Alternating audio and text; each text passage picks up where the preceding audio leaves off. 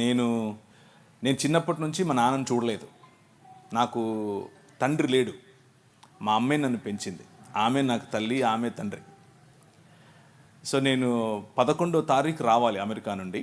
కానీ మా అమ్మకు బాగలేదని తెలిసి నేను 5వ తారీఖే వచ్చేసాను. 4వ తారీఖు బయలుదేరి 4వ తారీఖే వచ్చేసాను. సో మా ఇంటికి ఉన్న పెద్ద దిక్కు ఆమె మాత్రమే. ఆమె బాగా ఇప్పుడు వీక్గా ఉంది.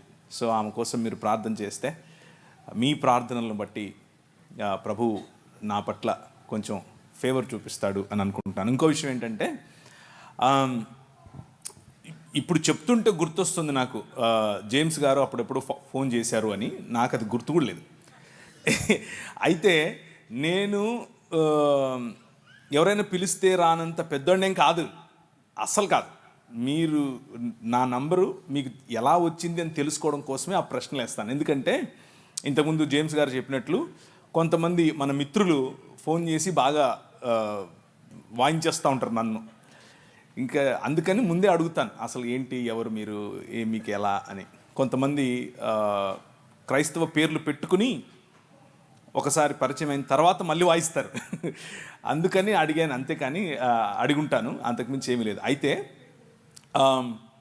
నాకు జేమ్స్ గారికి నేను అభినందనలు తెలియజేయాలనుకుంటున్నాను ఈ ప్రశ్న జవాబులకు వెళ్ళడానికి ముందు. ఏంటంటే, ఆయన పడిన శ్రమ, ఆయన మీదకి వచ్చిన అలిగేషన్స్, ఆ అలిగేషన్స్ వచ్చిన సమయంలో ఎవరైనా సరే సాధారణంగా కృంగిపోతారు, పరిచర్య నుంచి తప్పుకుంటారు. కృంగిపోయి పరిచర్య నుంచి తప్పించుకుని దేవుడితో కంప్లైంట్ చేస్తారు, ఎందుకు నాకు ఇది చేశావు అని. కానీ ఈ మార్గం గుండా వెళ్ళినప్పుడు చట్టపరంగా ఆ మార్గం, చట్టము అనేటటువంటి మార్గంలో చాలా కష్టం ఉంటుంది, చాలా ఓపిక కావాలి. అందులో అగ్నిలో పుటము వేసి తీయబడినట్లుగా క్లీన్ చిట్టుతో బయటకు వచ్చాడు. దానికోసం నేను ప్రభువును నిజంగా కృతజ్ఞత చెప్పాను. నేను ఒకరోజు తల ఉంచి ప్రార్థన చేశాను. ఆయన ఫోన్ చేసి చెప్పాడు, అన్న నా కేసు మొత్తం అయిపోయింది, నాలో ఏ తప్పు లేదు అని కేసులో రాసి మరి నాకు ఇచ్చారు జడ్జి వారు అని చెప్పినప్పుడు నేను ఆ నిమిషమే ఆయనకు ఫోన్ పెట్టేసిన తర్వాత నేను ప్రార్థన చేశాను. Thank you very much lord. ప్రభువా, నువ్వు ఒక మంచి సాక్ష్యంతో మా సోదరుడిని కట్టు, ఒక మంచి సాక్ష్యంతో ఇంకా బలమైన పరిచర్య కోసం ముందుకు తీసుకెళ్ళు అన్నట్లు ప్రార్థన చేశాను. నాకు జేమ్స్ గారంటే చాలా అభిమానం. ఆయన పిలిచాడు అన్న ఒకే ఒక కారణం చేతనే మొన్న రాజమండ్రికి కూడా నేను వచ్చాను. యాక్చువల్గా నేను ఈ మీటింగ్కి రావటానికి కర్నూలులో ఉన్న చలం అండ్ సుజాత వాళ్ళు నాకు చెప్పారు, ఆ మాట నిజమే. కానీ దానికంటే ఎక్కువగా నేను ఇష్టపడి వచ్చాను. ఒకరు చెప్పినందుకు ఏదో కాదు, నేనే ఇష్టపడి వచ్చాను. నాకు ఇష్టం. ఏంటి ఆ ఇష్టం అని అంటే, జేమ్స్ గారు చేసే పరిచర్యలు అంటే ఇష్టం. జేమ్స్ గారు ఉన్నట్లు మాట్లాడతారు కాబట్టి ఇష్టం. జేమ్స్ గారితో కలిసి నడవాలి అన్న ఆలోచన ఉంది. కలిసి నడిచే క్రమంలో కొన్ని విషయాలు నేను నేర్చుకోవాలి, కొన్ని విషయాలు ఆయన నేర్చుకుంటాడు. అలాంటి అవకాశం నాకు ఇమ్మని ప్రభువుని అడుగుతున్నాను. కాబట్టి ఇష్టపూర్వకంగా వచ్చాను. మా అమ్మ బాగా ఉంటే రేపు కూడా ఉంటాను. ఇప్పుడే కాదు, ఎప్పుడు పిలిచినా వస్తాను. జేమ్స్ గారితో ఉన్నవారు, జేమ్స్ గారితో కలిసి పరిచయం చేస్తున్న వాళ్ళు ఎవరైనా సరే నా నంబర్ జేమ్స్ గారు ఇస్తారు, తీసుకొని జస్ట్ కాల్ చేయండి. నేను రాకపోతే అడగండి, నేను ఎప్పుడైనా వస్తాను. నేను అన్యాక్సెసిబుల్ ఏమీ కాదు. నేను సాధారణమైన మనిషిని, సాధారణంగా నేను తిరుగుతూ ఉంటాను. నేను ఒక్కనే వస్తాను ఎప్పుడు వచ్చినా. నాకు ముందు ఒక 10 మంది, వెనకలో 10 మంది ఉండరు. నేను ఒక్కనే వస్తాను, నేను ఒక్కనే డ్రైవ్ చేసుకొని వస్తాను. నాకు రాజమండ్రిలో ఇల్లుంది, అక్కడ ఉంటాను, చుట్టుపక్కలన్నీ తిరుగుతూ ఉంటాను. So I'm very free, more like you. మీతో కలిసి కూర్చోవటం, మీతో కలిసి భోంచేయటం, మీతో కలిసి మాట్లాడటం నాకు ఇష్టం. సో మీకు ఏదైనా ప్రశ్నలు ఉంటే, ఇప్పుడు ప్రశ్న జవాబులు అన్నారు కాబట్టి మీరు ఇది అడగచ్చో లేదో, ఇలా మాట్లాడచ్చో లేదో అన్న ఆలోచన లేకుండా మనసులో ఉన్నది ఉన్నట్లు అడిగేసేయండి. ఒకవేళ అడగటం కాదు, ఇన్ని కడిగేద్దాం అని అనుకున్నా కడిగేయండి. నేను రెడీ, దానికైనా రెడీ, దీనికైనా ready. Over to you brother. Thank you sir. మీరు నువ్వు ఆ సార్ ఆపేసి, లాస్ట్ టైం కూడా చెప్పినా నీకు, నేను ఈయన డిబేట్లో కూడా మాటి మాటికి సార్ సార్ అంటుంటే నువ్వు సార్ అనుకున్నాను, చాలా దూరం ఉంటుంది అన్నాను. ఏం నీకంటే పెద్దోడిగా అన్న అంటే అయిపోలా అని కూడా చెప్పా, ఇంకా నువ్వు సార్ అంటున్నావు. లేదు సార్, అందరినీ నేను అన్నాను కదా. లేదు సార్ అన్న అంటే సార్ అన్న, అన్న సారు, సారు ఇవన్నీ మనకి ఎందుకు, కరెక్ట్గా అన్నాను. ఓకేనా, మీరు మాతో జర్నీ చేయడం కదన్నా, మేమే మీతో జర్నీ కోరుకుంటున్నాం అన్నాం మా ఫ్యూచర్ అంతా. ఎందుకంటే మీరు ఎంతో గొప్పగా వాడబడుతున్న, ఇంత సాధారణంగా ఉండడం మేము చూసి మేము చాలా చాలా చోట్ల మీకోసం విన్నప్పటి నుండి మీతో జర్నీ మేము ఎప్పటి నుంచో కోరుకుంటున్నామన్నా. ఇదే కాదు, మాకు ప్రతి ఏడాది మీరు రావాలి, మీరు మాకు మాట ఇక్కడే ఇవ్వాలి. ప్రతి ఏడాది కాదు, ప్రతి నెల మేము యూత్ మీటింగ్ కండక్ట్ చేస్తాం, ఖచ్చితంగా రావాలి. Any time for you. Thank you అన్న. ఐ థింక్ డైరెక్ట్గా ఇంకా మీరు మాకు ఒక స్వేచ్ఛనిచ్చారు, కడిగేమని కూడా. కడిగేయండి. ఓకే సార్, ఓకే అన్న. అయితే మొట్టమొదటిగా మా ప్రశ్న ఏంటంటే అన్న, ఇప్పుడు దేవుడు మానవులందరినీ ఒకేలా సృజించాడు. అయితే ఈరోజు మన ఇండియాలో, ప్రాముఖ్యంగా మన భారతదేశంలో ఇన్ని కులాలు, ఇన్ని మతాలు ఇవన్నీ పుట్టుకొచ్చి మనకు కనబడుతున్నాయి, మనుషుల మధ్య వ్యత్యాసాలు. అసలు వీటన్నిటికీ మూలం బైబిల్ అయితే ఏం చెప్పట్లేదు, కానీ దేవునికి ప్రతినిధులుగా, దేవుని కుమారులుగా మనల్ని చేస్తే, ఇప్పుడు మన భారతదేశంలో ఉన్న కొన్ని మత గ్రంథాలు, ఆ మత గ్రంథాల్లో ఉన్న ఈ వర్ణ వ్యవస్థ కావచ్చు, ఈ కుల వివక్ష, దీనివల్ల చాలా వర్గాలకు సంబంధించిన వారు చాలామంది బాధపడ్డారు. అసలు వీటి వల్ల ఉపయోగం ఉందా, లేదంటే ఇవి ఇలానే కొనసాగితే మన భారతదేశం యొక్క పరిస్థితి ఏంటి, దీనికి క్రిస్టియానిటీ తరపున మనం ఎలా స్పందించాలి, దీని మూలాల కోసం మాకు కొంచెం తెలియజేయండి. Excellent question. ఈరోజు సాయంకాలం నేను దేవుని రాజ్యం, మిషనరీ ఉద్యమం గురించి మాట్లాడబోతున్నాను. మిషనరీ ఉద్యమంలో మీరు అడిగిన ప్రశ్నకు కూలంకషంగా, అంటే చాలా లోతుగా కొన్ని విషయాలను తీసుకుని మాట్లాడే ప్రయత్నం చేస్తాను. అక్కడ మీకు విశాలమైనటువంటి ఒక దృక్పథం, విశాలమైనటువంటి దేవుని రాజ్యానికి సంబంధించినటువంటి ఒక వైఖరి మీకు వచ్చే విధంగా ఆ సెషన్ ఉండబోతోంది. కాబట్టి చాలా క్రిస్ప్గా, అంటే తక్కువ సమయంలోనే ఈ ప్రశ్నకు సమాధానం చెప్తాను. భారతదేశం మాత్రమే కాదు, ఎక్కడెక్కడ మతం ఉంటుందో అక్కడక్కడ విభజన ఉంటుంది. అది క్రైస్తవ మతమైనా సరే. మళ్ళీ చెప్పనా, ఎక్కడెక్కడ మతం విస్తరిస్తుందో అక్కడక్కడ విభజన ఉంటుంది. ఎందుకు అనంటే మతం మానవ కల్పితం, మతం మానవ నిర్మితమైన, మానవ కల్పితమైన ఒక వ్యవస్థ. మతాలు ప్రజల మధ్యలో చిచ్చు పెడతాయి, మతాలు ప్రజలను ఒకరికంటే తక్కువగా చూసే ప్రయత్నం చేస్తాయి. మతం అనేది ఒక విగ్రహం, మతం అనేది ఒక విగ్రహం.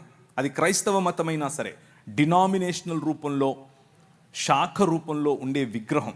ఆ విగ్రహం ఎదుటి మనిషిని మనిషిగా గుర్తించటానికి, నా శాఖలో లేకపోతే, నా బాటలో లేకపోతే ఆ మనిషి మనిషే కాదు, ఆ మనిషిని నేను ప్రేమించక్కర్లేదు, ఆ మనిషిని నేను దూరం ఉంచాలి అన్నటువంటి వ్యవస్థ మత వ్యవస్థ.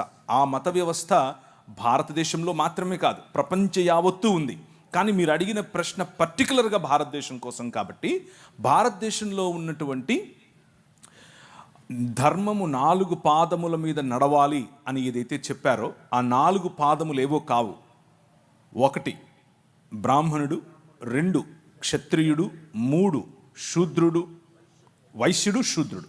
ఈ 4 పాదాల మీద నిలబడి ఉండటమే ధర్మం. అదే సనాతనం. సనాతనానికి కుల వ్యవస్థకు వేరు వేరు అర్థాలు లేవు, 2 ఒకటే. ఆ స్ట్రక్చర్ అఖిలాండ కోటి బ్రహ్మాండ నాయకుడు అని పిలువబడినటువంటి దేవుని శరీరముగా ఈ నలుగురిని చెబితే, ఈ 4లోనూ ఈ 4 కులాలలోనూ లేకపోతే వర్గాలలోనూ లేని ప్రజలు దేవునికి బయట చెప్పుల వంటి వారు, లేకపోతే అంటరాని వారు, లేకపోతే మ్లేచ్చులు, దాసులు, దస్యులు, రాక్షసులు, అసురులు అని పిలువబడినటువంటి వారు.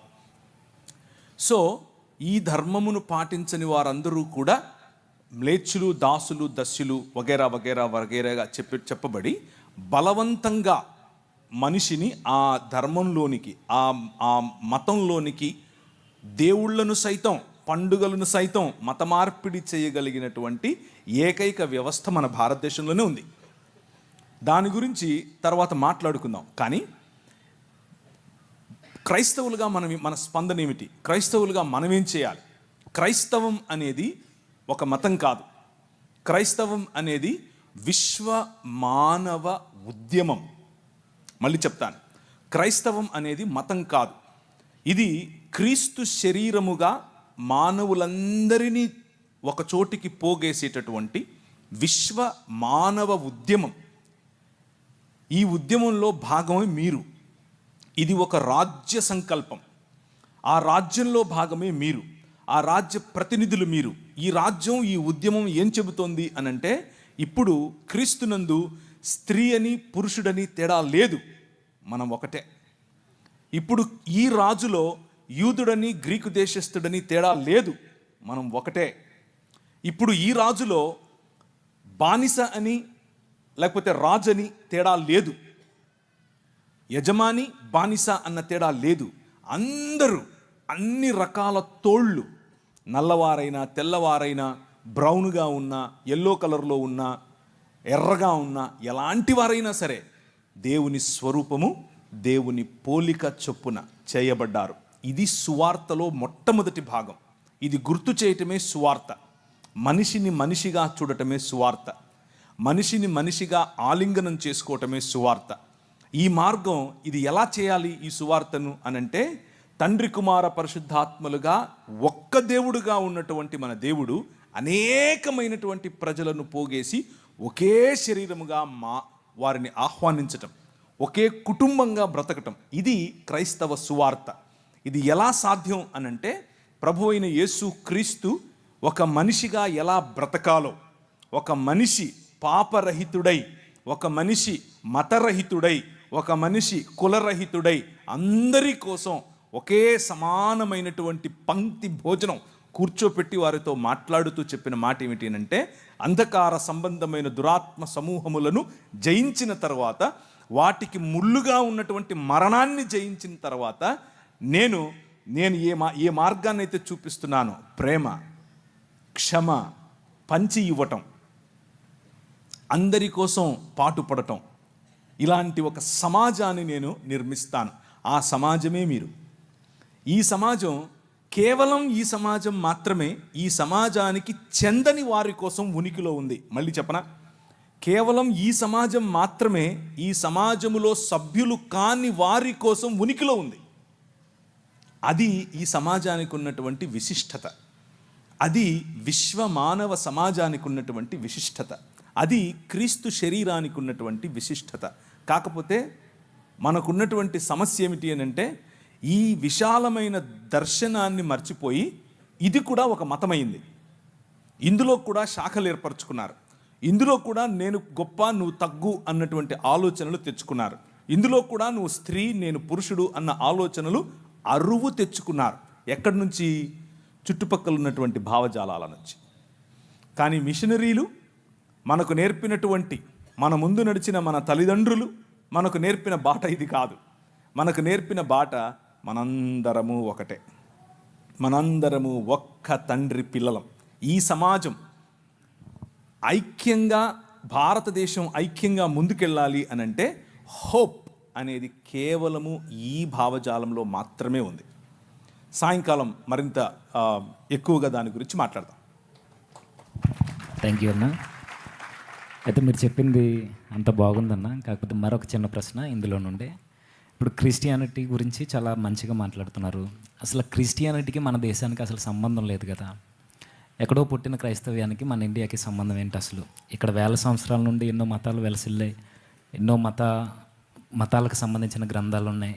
ఇవి ఉండగా మరలా కొత్తగా బైబిల్, ఒక క్రిస్టియానిటీ, ఎక్కడో నజరేత్ అనే గ్రామంలో పుట్టిన ఆ వ్యక్తిని మనం ఎందుకు ఆరాధించాలి? ఆయనకి మన ఇండియాకి అసలు సంబంధం ఏమైనా ఉందా? మనం ఎందుకు ఆయన మార్గంలో నడవాలి? ఈ ఇన్ని మార్గాల్ని కాదని ఆ ప్రభు మార్గాన్ని మనం ఎందుకు ఎన్నుకోవాలి? ఓకే, సో భారతదేశానికి ఉన్నటువంటి హద్దులు, ఎల్లలు ఏవైతే ఉన్నాయో అవి ఈరోజు మనం పెట్టుకున్నవి. అంటే బ్రిటిష్ వారు వచ్చి బ్రిటిష్ వాడు మనకు ఇది మీ దేశం అని చెప్పి వెళ్ళిపోయాడు. కానీ అంతకుముందు ఇది ఇలా మన దేశం ఇలా ఉండేది కాదు. మన దేశం చిన్న చిన్న రాజ్యాలలో విడిపోయి ఉండేది. ఉదాహరణకు తెలుగునాటనే మనకు కనీసం 4 రాజ్యాలు ఉండేవి. తమిళనాట 2 రాజ్యాలు 3 రాజ్యాలు ఉండేవి. అలా సమయం మారే కొద్దీ జియోగ్రాఫికల్ బౌండరీస్ అంటే మనకున్నటువంటి ఖగోళ కాదు ఈ మన హద్దులు ఏవైతే ఉన్నాయో అవి మారుతూ వచ్చాయి. కానీ యేసుక్రీస్తు పుట్టిన సమయంలో ఆ రోజు ఉన్నటువంటి భారతదేశం నిజానికి అదంతా ఒకే రాజ్యమే. అక్కడ మొదలుకొని ఈ భారతదేశానికి అక్కడ ఉన్నటువంటి దేశానికి లేకపోతే ఇస్రాయేల్ ప్రాంతానికి ఇప్పుడున్నటువంటి సంబంధం కాదు. అప్పుడెప్పుడో దావీదు సమయం నుంచి కూడా నెమళ్ళు, కోతులు, అలాగే మిరియాలు ఇక్కడి నుంచి సుగంధ ద్రవ్యాలు ఇక్కడి నుంచి ఎగుమతి అయ్యేవి. సో మంచి దౌత్యపరమైనటువంటి సంబంధాలు ఉన్నవే. రాజ్యములు వేరైనా కానీ మనమంతా ఒకటిగానే ఉన్నాం. భారతదేశం ఆ రోజుల్లో ఇక్కడి వరకు ఇప్పుడున్నటువంటిదే కాదు. జావా, సమత్రా, థాయిలాండ్, అలాగే మలేషియా, సింగపూర్, అటుపైకి ముందుకెళ్తే మ్యాన్మార్, ఇటు వెళితే ఆఫ్ఘనిస్తాన్, పైన కశ్మీర్ పైన ఉన్నటువంటి కొన్ని ప్రాంతాలు, ఇరాన్ దగ్గరగా ఉన్నటువంటి ప్రాంతాలు, ఇవన్నీ కూడా భారతదేశంలో భాగమే. ఎస్తేరు గ్రంథం రాయబడినప్పుడు భారతదేశం వరకు కూడా ఎస్తేరు యొక్క హస్బెండ్ రాజు భారతదేశం పైన రాజే ఆ రోజుల్లో. సో ఇదంతా కూడా మనం ఏర్పరచుకున్నటువంటి హద్దులు. ఇది భారతదేశం, ఇది వేరే దేశం, ఇది కజాకిస్తాన్, ఇది తుర్క్మెనిస్తాన్. అలా కాదు, ఒకప్పుడు అలా లేదు. ఇదంతా కూడా ఒక్క మానవ మనుగడకు అవసరమైనటువంటి ఒక్క ప్లానెట్. అన్నిటిని ది బైబిల్ ఏం చెప్తుంది అని అంటే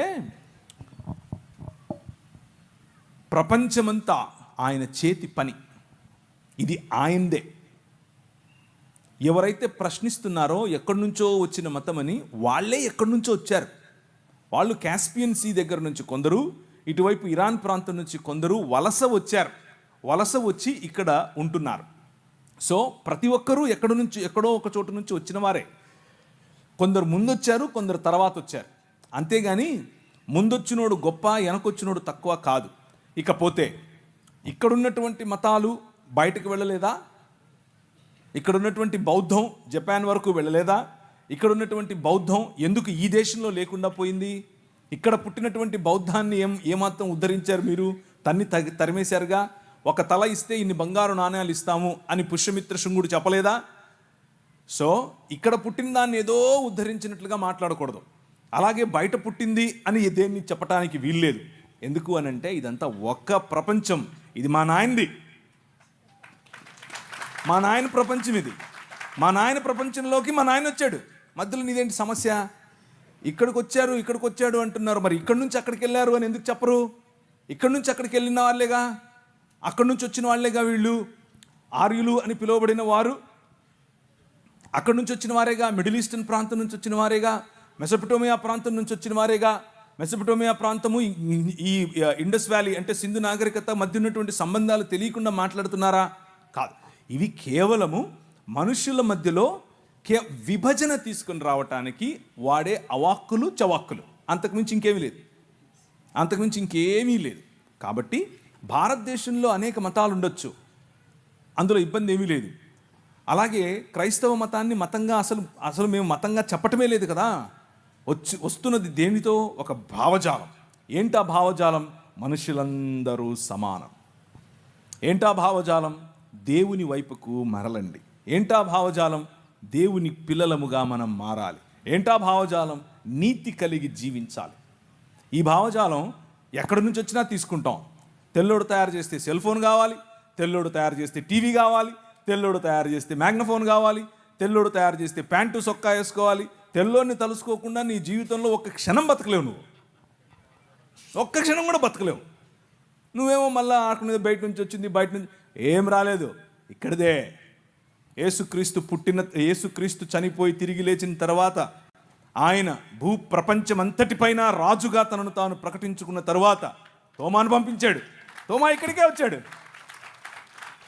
తోమా భారతదేశానికి వచ్చాడు. మొదటి శతాబ్దంలోనే వచ్చాడు. బ్రిటిష్ వాళ్ళు తెచ్చాడంటే ఏంటి నువ్వు? తెలియక బడ్డి శానిస్ వచ్చాడు. ఆ తరువాత మెల్లిమెల్లిగా క్రీస్తు శకం 500 నుంచి మొదలైంది పరంపర. ఇక్కడున్న వాళ్ళు ఒక ఉత్తరం రాశారు, మా కోసం కొంతమంది మిషనరీలను పంపించండి అని. ఎక్కడికి? ఈజిప్టులో ఉన్నటువంటి చర్చికి రాశారు, అంతియోకికి రాశారు. అప్పుడు 500లో క్రీస్తు శకం 500లో 1500లో బయలుదేరారు కొంతమంది. ఆ 1500కు రావడానికి ముందు మొదటి 1500 సంవత్సరాలలో కొన్ని వందల మంది మిషనరీలు ఈ దేశానికి వచ్చారు. ఎక్కడెక్కడి నుంచి వచ్చారు? ఇరాన్ నుంచి వచ్చారు, ఇరాక్ నుంచి వచ్చారు, బబులోనియా నుంచి వచ్చారు, అలాగే దాన్ని ఏమంటారు సిరియా నుంచి వచ్చారు. భారతదేశంలో సిరియా బైబిల్ చదివే వాళ్ళు కొన్ని లక్షల మంది ఉన్నారు. తెలియక సిరియాలో బైబిల్ చదివే వాళ్ళు ఈ రోజు కూడా భారతదేశంలో లక్షల మంది ఉన్నారు. సో ఇది కొత్త మతం ఏం కాదు. 2000 సంవత్సరాలుగా ఉనికిలో ఉన్న మతం, 2000 సంవత్సరాలుగా ఉనికిలో ఉన్న మానవ మార్గం, మనిషిని మనిషిగా గుర్తించే మార్గం. ఈ మార్గం బయట నుంచి వచ్చిందేమి కాదు, ఇక్కడిదే. ఓకేనా, థ్యాంక్ యూ అన్న. అయితే మరలా కంటిన్యూషన్ క్వశ్చన్, అంటే మీరు చెబుతున్న ఆన్సర్లో నుండి మాకు మరలా ప్రశ్నలు వస్తున్నాయి. ఈ మతం ఎక్కడిదే అంటారు, అదే ఈ మార్గం, ఈ ప్రభు స్థాపించిన ఈ మార్గం ఏదైతే ఉందో ఇది ఇక్కడిదే అంటున్నారు.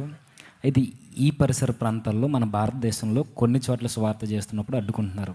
అంటే కొన్ని దేవాలయాల దగ్గర, కొన్ని గుడుల దగ్గర ఇలా అడ్డుకుంటున్నారు. నిజానికి అసలు ఆ పరిసర ప్రాంతాల్లో సువార్త చేసే అధికారం క్రైస్తవులకు ఉందంటారా? అసలు మన సువార్త పరిధులేంటి?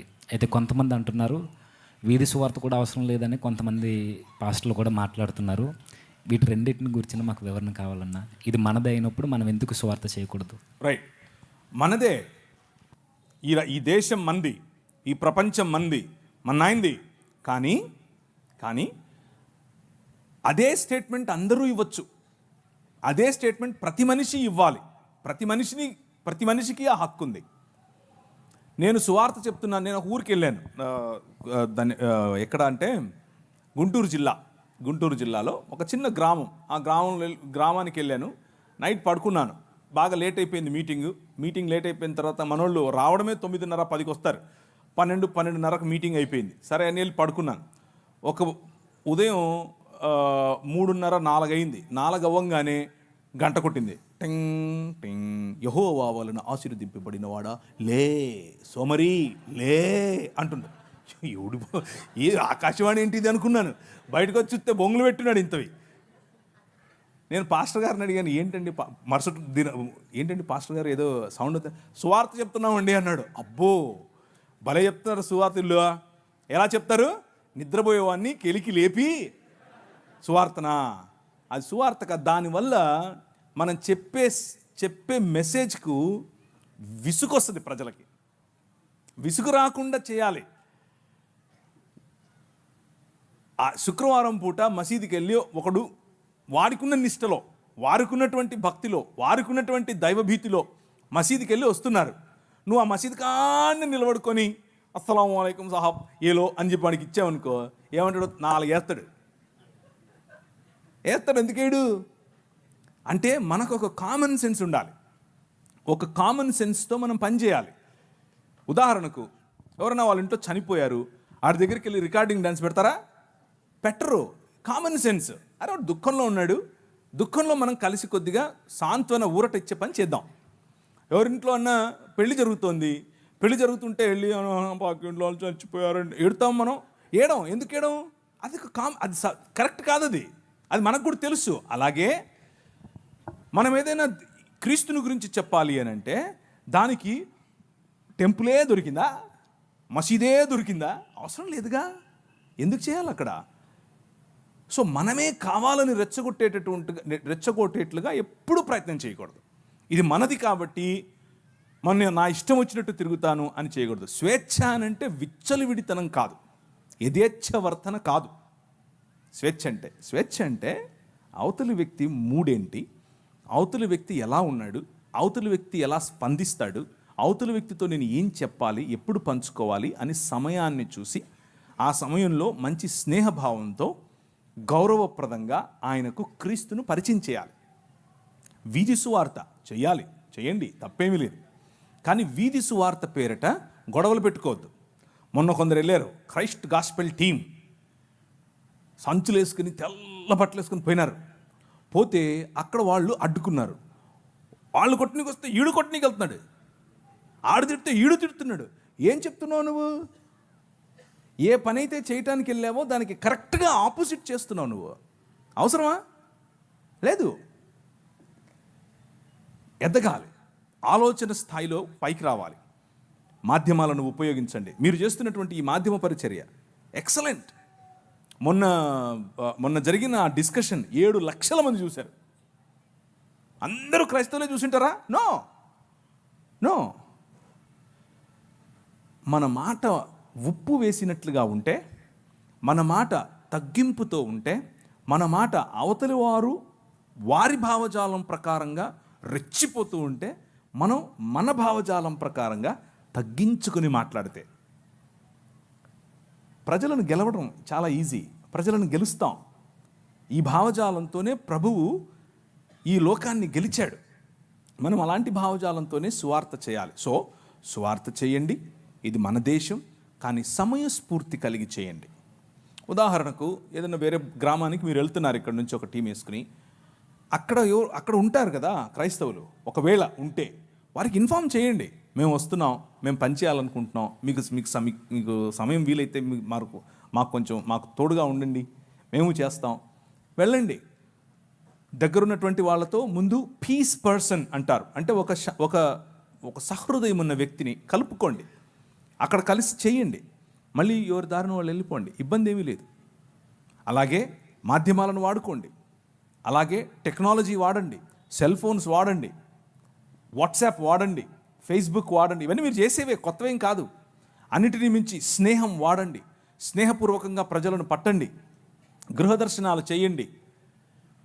ఇవన్నీ ఏం కాకుండా ఊరికే పోయి చేతిలో ఉన్నది నువ్వు వాడు మూడేంటో తెలియదు, వాడు ఎలా ఉన్నాడో తెలియదు, ఇదిగో నువ్వు నమ్ముకుంటే పరలోకం మొత్తం లేక నరకం మొత్తం, దేవుడు నిన్ను 65 చేసేస్తాడు, ఈ మాటలన్నీ చెప్తే ఎవరండి వినేది? ఎవరు వినరు. మనం చెప్పే దాంట్లో మనకు క్లారిటీ ఉండదు, వినే దాంట్లో వాళ్ళకు క్లారిటీ ఉండదు. అలా వద్దు. ఒక స్ట్రక్చర్డ్ వేలో, ఒక పద్ధతిగా గనక మనం చేస్తే మనం చాలామందిని గెలవచ్చు. సో నా ఆన్సర్ ఏంటంటే, ఇది మన దేశం, కానీ సమయస్ఫూర్తితో ప్రజలను ఆకర్షించే విధంగా, ఆకట్టుకునే విధంగా సువార్త పరిచర్యను చేయండి. సువార్త పరిచర్యలో క్రీస్తును, రాజును పరిచయం చేయటం మన ఆలోచన, అంతేకాని మన మతాన్ని పరిచయం చేయటం కాదు. అక్కడే మనం తప్పుదారి పడుతున్నాం. ఓకే అన్న, థ్యాంక్ యూ అన్న. రాజును పరిచయం చేయడం మాత్రమే మనం చేయమంటున్నారు. మన ప్రభువుని పరిచయం చేసినప్పుడు కొన్ని ప్రశ్నలు లేదా కొన్ని పరిస్థితులను ఎదుర్కోవాల్సి వస్తుంది. ఈ వీధి సువార్త చేస్తున్నప్పుడు కానీ, బయట వీధి జరుగుతున్నప్పుడు కానీ, అయితే గురువుల ప్రస్తావన ఎలానే వచ్చింది కాబట్టి సువార్త ప్రకటనని మాకు ఎదురవుతున్న పరిస్థితులు ఏంటంటే, మీరు మీటింగ్లు పెడితే మేము వస్తున్నాం, మీరు ఏదైనా మీకు సంబంధించిన కేకులు ఏమైనా ఇస్తే మేము తింటున్నాం, వాళ్ళప్పుడు మేము విగ్రహాలకు అర్పించింది పెట్టినప్పుడు మీరు ఎందుకు తినట్లేదు? ఈ ప్రశ్న ఎక్కువగా క్రైస్తవులు మేము ఎదుర్కోవడం జరుగుతుందన్న. ఇది దీని మీద డిబేట్ కూడా జరిగింది. మీరు వచ్చారు, అయితే ఆ రోజు మరి సమయం ఒకవేళ అక్కడున్న పరిస్థితులను బట్టి మీరు ఏమీ మాట్లాడలేదు. తర్వాత మీరు చేసిన వీడియో కూడా క్రైస్తవ ప్రపంచాన్ని చాలా ఆదరించింది. ఈ రోజు కూడా సభాముఖంగా ఇలాంటి ప్రశ్నలు మాకు ఎదురవుతున్నప్పుడు మేము ఎలా స్పందించాలి? అసలు విగ్రహాలు పెట్టినవి వాళ్ళు పెడుతున్నప్పుడు మేము తిని ఇప్పుడు వాళ్ళకి సువార్త చెప్పాలా, లేదంటే ఆ పరిస్థితుల్లో మేము ఎలా యుక్తిగా నడుచుకోవాలి? దీనికోసం ప్రాక్టికల్ క్వశ్చన్స్. ఇవన్నీ ప్రాక్టికల్గా దైనందిన జీవితంలో మనం ఎదుర్కొనేవి. ఇవి తెలుసుకోవాలి, వీటి గురించి ఆలోచించాలి. వీటి గురించి ఒపీనియన్స్, అంటే మన ఉద్దేశాలు ఒక్కొక్కరికి ఒక్కొక్క రకంగా ఉండొచ్చు, ఉద్దేశాలు వేరు వేరు రకంగా ఉండొచ్చు. కానీ నాకు అర్థమైన బైబిల్ గ్రంథంలో నుంచి నేను అర్థం చేసుకున్నది నేను మీకు చెప్తాను. దీన్ని నేను ఇది కరెక్ట్ అని నమ్మి చెప్తున్నాను. ఉదాహరణకు ఒక హిందూ మిత్రుడు ఉన్నాడు, లేకపోతే ముస్లిం మిత్రుడు ఉన్నాడు. ముస్లిం మిత్రుడు వాళ్ళ ఇంట్లో పండుగ చేసుకుంటున్నారు, రంజాన్ పండుగ చేసుకుంటున్నారు. పండుగ చేసుకుని ఇఫ్తార్ పార్టీకి పిలిచాడు. ఇఫ్తార్ భోజనం పెడుతున్నాను రండి అని పిలిచాడు. ఇఫ్తార్కి వెళ్ళి భోజనం చేయటంలో ఇబ్బంది ఏమీ లేదు. అలాగే ఈరోజు కనుమ. ఈ కనుమ దినాన మన హైందవ మిత్రులు వాళ్ళ ఇంట్లో మామూలుగా దాన్ని ఏమంటారు, మా ఊళ్ళల్లో అయితే అలసంద వడలు చేస్తారు. అలసంద వడలు, మంచి కోడి కూర చేస్తారు. పిలుస్తారు. పిలిచినప్పుడు వాళ్ళ ఇంటికి వెళ్తాం, వాళ్ళతో కలిసి భోంచేస్తాం, తప్పేమీ లేదు. అలాంటి విందులు, అలాంటి భోజనం తప్పు కాదు. కానీ ఇక్కడే కొంచెం జాగ్రత్త వహించాలి. ఏంటంటే, మేము మీ ఇంటికి వచ్చినప్పుడు మీరు కేక్ పెడితే తిన్నారు, మేము మీ ఇంటికి వస్తాం, మీరు భోజనం పెడితే తింటాం, అంతవరకు ఓకే. కానీ మీరు కేక్ పెడితే మేము తిన్నాం, మేము ప్రసాదం పెడితే మీరు తినండి అంటే ప్రాబ్లం. ఏంటి ఆ ప్రాబ్లం? కేక్ మనం ఏది ప్రసాదంగా పంచం. ఎప్పుడు ఎవరైనా పంచుతున్నారు మీరు? మనమేం పంచం. మన దగ్గర ప్రసాదాలు లేవు. మనం ప్రసాదాల బ్యాచ్ కానే కాదు. మనం ఒక బల్ల పెడతాం, ఆ బల్ల క్రీస్తు శరీరం, అది ప్రసాదం కాదు. అది వచ్చి తింటే రోగాలు పోతాయి, అది వచ్చి తింటే దేవుడు బ్లెస్సింగ్స్ ఇస్తాడు, ఇలాంటివి లేవు మనకి. ఇది దేవుని బల్ల. మనందరము ఒక్క సమాజం, మనలో అందరిలో ఒకే రక్తం ప్రవహిస్తుంది. ఆయన మన కోసం తన శరీరాన్ని విడిచాడు అన్నటువంటి ఆయన విమోచన కార్యాన్ని జ్ఞాపకం చేసుకునే, కేవలము బాప్తీసము పొందిన ఆయన అనుయాయులైన, ఆయన శిష్యులైన వారికి మాత్రమే పెట్టబడిన బల్ల. అది ఎవరికి పంచంగా మనం పంచం. అలాగే వారి దేవీ దేవతలకు అర్పించిన వాటిని తీసుకోము కూడా. మనం పంచము, వారిస్తే తీసుకోము. చాలా క్లియర్గా చెప్తున్నానా? మనం పంచేది లేదు, వాళ్ళు ఇస్తే తీసుకోవాల్సిన అవసరము లేదు. అలాగని చెప్పి అవతల వారు నొప్పించాల్సిన అవసరం ఏమీ లేదు. ఎందుకు నొప్పించాలి? దయ్యానికి పెట్టావు, నువ్వు రాయికి పెట్టావు, నువ్వు రప్ప, ఈ స్టేట్మెంట్స్ అన్నీ అక్కర్లేదు. అది కరెక్ట్ కాదు. అలా చెప్పటం వల్ల అవతల వ్యక్తిని పోగొట్టుకుంటాం. అలా మనం దురుసుగా ఉండకూడదు. చాలా సున్నితంగా మాట్లాడచ్చు. సోదరా, చాలా థ్యాంక్ యూ, మీ భక్తి భావాన్ని నేను మెచ్చుకుంటున్నాను, మీలో ఇంత భక్తి ఉంది, చాలా సంతోషం, మీరు నన్ను కూడా గౌరవిస్తూ మీరు ఏదో ఇస్తున్నారు, కాకపోతే మిమ్మల్ని నేను గౌరవించాలి కదా. నేనేదో ఇది స్వీట్ తిన్నట్టు తిన్నాను అనుకోండి, అది మీకు నొచ్చుకుంటారు మీరు. అలా వద్దు. నేను నా విశ్వాసంలో ఇలాంటి విగ్రహార్పితములు తీసుకోవద్దు అని చెప్పారు కాబట్టి నన్ను దయచేసి ఏం అనుకోకే. కానీ నీతో పాటు రావాలా? వస్తా. ఎక్కడికి వెళ్దాం చెప్పు. మీ ఇంటికి వద్దామా? భోంచేద్దామా? చేస్తా చెప్పు. ఇలా మనం స్నేహాన్ని పెంచుకోవచ్చు. కానీ సత్యాన్ని కూడా చెప్పాలి. సత్యం చెప్తూ స్నేహాన్ని పెంచుకోవాలి. వాళ్ళేం నొచ్చుకోరు.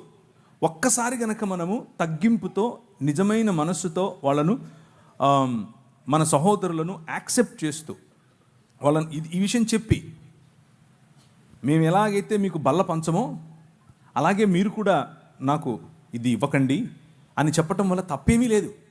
అలా చెప్పిన తర్వాత వారితో కలిసి బయటికి వెళ్ళారు, ఒక రెస్టారెంట్కి వెళ్ళారు. ఆ రెస్టారెంట్లో వాడు ఎవరికి సమర్పించాడో మనకు తెలీదు. అది హలాల్ చేసి పట్టుకొచ్చాడా, కోషర్ చేసి పట్టుకొచ్చాడా, లేకపోతే ఏదైనా రాయి దగ్గర పెట్టాడా, లేకపోతే ఇంకేదైనా చేసి వచ్చాడా, అది మనకు తెలీదు. డబ్బులు ఇవ్వాలి, కొనుక్కోవాలి, ఇద్దరం కలిసి ఛాయ్ తాగాలి, బిర్యానీ తినాలి, ఎవరి ఇళ్ళకి వెళ్ళిపోవాలి. అది ప్రసాదం ఏం కాదు. మీకు అర్థమవుతుందా నేను చెప్పేది? సో అందులో ఏం కెమికల్ లేదు, అందులో ఏదో వేరే శక్తులు వచ్చి మీకు పట్టేటి ఏమీ లేవు. కానీ ఎప్పుడైతే మీరు ఇది మా దేవునికి అర్పితమైనటువంటి భోజనము, ఇది మీరు తింటే మీకు లబ్ధి, ఇది మీకు మంచిది, ఇది ప్రసాదము అని మీకు ఇస్తారో, అప్పుడు దాన్ని ఏకీభవించి వారితో, అవునా నాకు కావాలి అని మీరు ఎప్పుడైతే వారితో ఏకీభవిస్తారో, అప్పుడు మీరు వారి భావజాలంతో ఏకీభవించినట్లు. వారి భావజాలం ఏమిటిది? వారి భావజాలం విగ్రహము అనే భావజాలం. బొమ్మ కాదు. బొమ్మకు విగ్రహానికి చాలా తేడా ఉంది.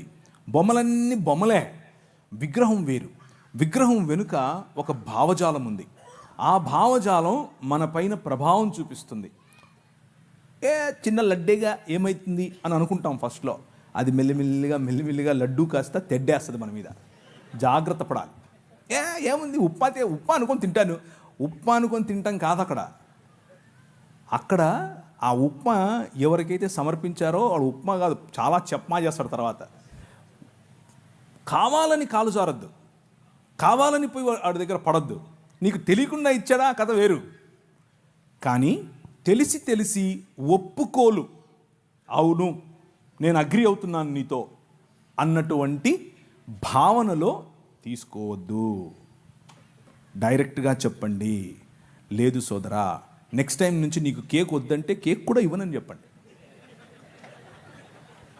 నీ ప్రాబ్లం ఏంటి? నేను కేక్ ఇస్తే నువ్వు తినకూడదు, అంతే కదా. కేక్ ఇయ్యనబ్బా, అంతేగా, అయిపోలే.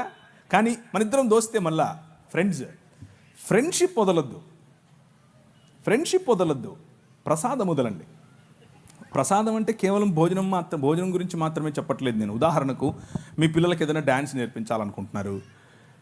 డ్యాన్స్ తప్పేమీ లేదు, లలిత కళలు తప్పు కాదు. లలిత కళలు మన దేవుని, మన ఆయనవే. కానీ మా నాయన దగ్గర కాకుండా ఆడేనో ఒక ఆయన ఉంటాడు నటరాజు అని, ఆయన దగ్గరికి వెళ్ళి ముందు ఇట్లా పెట్టి అయ్యొద్దు. ఆ డ్రామాలు మనకొద్దు, మన పిల్లలకి అది అస్సలు వద్దు. ఒక్కసారి చేశారా అది జీవితాంతం పట్టుకుంటుంది. మీ నాట్యం అంతా కూడా అక్కడికే వెళ్తుంది. నీ తండ్రికి ఆరాధనగా ఉండదు. నీ పాట పాడేటప్పుడు ఎవరిని తలుచుకుంటున్నావు, ఎవరు నీ మధ్యలో ఉంటున్నారు, ఎవరికి ఆరాధనగా నీ పాట, నీ పని. కొంతమంది పని కేవలం డబ్బు కోసం చేస్తారు. ఆ డబ్బు మీకు విగ్రహం. కేవలం ప్రసాదం దగ్గర, ఉప్మా దగ్గర అది అక్కడ ఆగకండి. ఇది చాలా పెద్ద కాన్సెప్ట్. కొంతమందికి కులం ఒక విగ్రహం. దాని కిందనే బతుకుతూ ఉంటారు. పెళ్లి చేయాలంటే కులం కావాలి, భోజనం చేయాలంటే కులం కావాలి, ఎవరి దగ్గరికైనా వెళ్ళాలంటే కులం కావాలి. అసలు మనోడా కాదా అదొక విగ్రహం. విగ్రహార్పితం నువ్వు యాక్చువల్గా అప్పుడు. సో విగ్రహం అనేది నిన్ను మనిషి స్థాయి నుంచి తగ్గిస్తుంది, పశు స్థాయిగా మారుస్తుంది. మెల్లిమెల్లిగా దాని భావజాలం నీ పైన పట్టి పీడిస్తుంది. సో సెనో, వద్దు అని చెప్పండి. నేనైతే అలాగే చెప్తాను, నాకు ఏ సిగ్గు లేదు ఈ విషయంలో. కానీ వద్దని చెప్పి నేను పోగొట్టుకున్న ఫ్రెండ్ లేడు, ఎవ్వరు లేరు. నొప్పించాల్సిన అవసరం లేదు. ఇదొక భ్రమ. ఏంటా భ్రమ అంటే, వద్దు అని చెప్తే అవతలోడు నొచ్చుకుంటాడండి. ఏం నొచ్చుకోడు, ఆడు నొచ్చుకుంటాడో లేదో తెలియదు, కానీ నువ్వు నొచ్చుకుంటున్నావు ముందు. అది నీ సమస్య. ఆనెస్టీ అంటే ఉన్నది ఉన్నట్లుగా నిజాయితీగా ప్రజల ముందు నిన్ను నువ్వు కనబరుచుకోవటం తప్పు కాదు, అది మంచిది. ప్రజలు అప్రిషియేట్ చేస్తారు. ఒకసారి ఏంటబ్బా ఆయన ఇలా చేస్తున్నాడు అని అనుకోవచ్చేమో, కానీ తరువాత నీ సత్ప్రవర్తన ఏమాత్రము వ్యత్యాసం లేకుండా నువ్వు ఆ వ్యక్తిని క్రైస్తవ భావంతో నువ్వు ఎప్పుడైతే దగ్గరికి తీసుకుంటావో అన్నీ అర్థమవుతాయి ఆయనకి. ఓకే, ఇది ఆయన నిష్ట. ఒక ఆయన వచ్చాడు నా పైన, బాస్. అప్పట్లో నేను ఒక కంపెనీలో పనిచేసేవాడిని. ఆయన బ్రాహ్మణోత్తముడు. అమెరికా వెళ్ళాం మేము ఇద్దరం కలిసి. కాదు ప్రవీణ్ గారు మీరు అని మొదలెట్టాడు. ఇక్కడే రామచంద్రాపురం అనుకుంటాను. ప్రవీణ్ గారు మీరు ఏంటండి మీరు అని 1-2 సార్లు నన్ను కొంచెం గెలికాడు.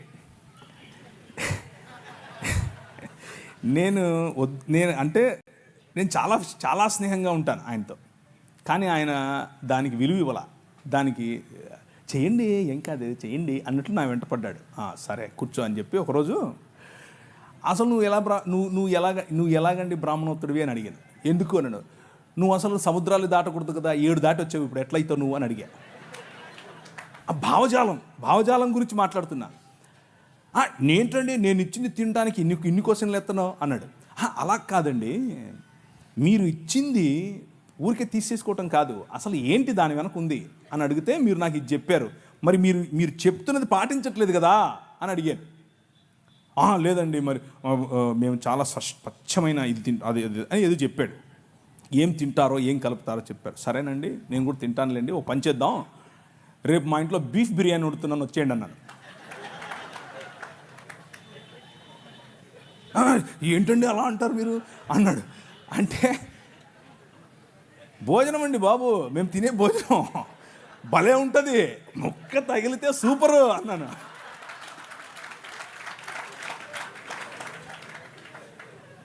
మీరు ఏ విధంగా ఇది తినడానికి జంకుతున్నారో మీ నిష్టలో ఇది తినకూడదు అన్నది మీ భావన, తినరు. అలాగే మా నిష్టలో అది తినకూడదు అన్నది భావన, దాన్ని అర్థం చేసుకోండి. అంతేగాని పద్దానికి వచ్చి మీరు ఇలా క్వశ్చన్లు చేస్తే నేను కూడా క్వశ్చన్ చేయాల్సి వస్తుందని చెప్పాను. బీఫ్ బిర్యానీ సూపర్ ఉంటుంది, దోశ వేసి పెడతా అన్నాను. బీఫ్ వండి దోశ బీఫ్ ఏంటండి ఆ కాంబినేషన్ ఏంటంటే, నేను అన్నాను భలే ఉంటుందండి బాబు, మీకు తెలియదు సూపర్ ఉంటుంది. ఇంకా మా ఊళ్ళల్లో సంగటి చేస్తారన్నాను. సంగటి ఆయనకి తెలియదు, అర్థం కావట్లేదు ఆయనకి, సంగటి ఏంటి అంటున్నాడు. అంటే కడపకు రండి ఒకసారి, బీఫ్ వేసుకుని సంగటి వండుకుని దాంట్లో నెయ్యి పోసి తింటే సప్పా సూపర్. ఆయన తట్టుకోలేక చెవులు మూసుకెళ్ళిపోయాడు. టచ్లోనే ఉన్నాడు, ఇంకా ఫ్రెండే, కానీ అర్థం చేసుకున్నాడు. ఆయన నన్ను పెస్టర్ చేయటం, నన్ను ఒత్తటం, నన్ను కావాలని ఒత్తేది నేను ఒత్తితే ఎలా ఉంటుందో అర్థం చేసుకుని ఆపేశాడు. సో ఫ్రెండ్షిప్ మంచిది, ప్రజలను కోల్పోవద్దు, కానీ నీ విశ్వాసం అంతకంటే ముఖ్యం. నీ విశ్వాసం అంతకంటే ముఖ్యం.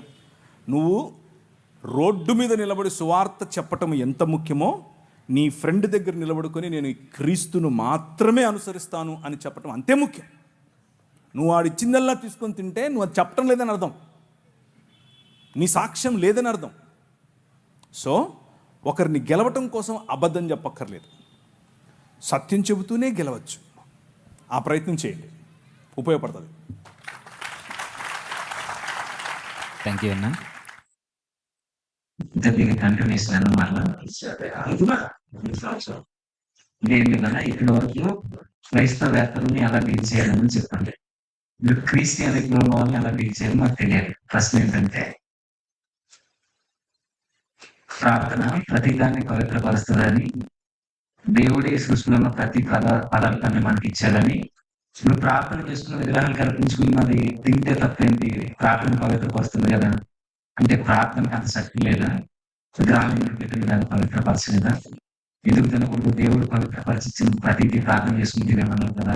అంటే క్రిస్టియానిటీలోనే కొన్ని ప్రశ్నలు మాకు నిలబడుతున్నాయి.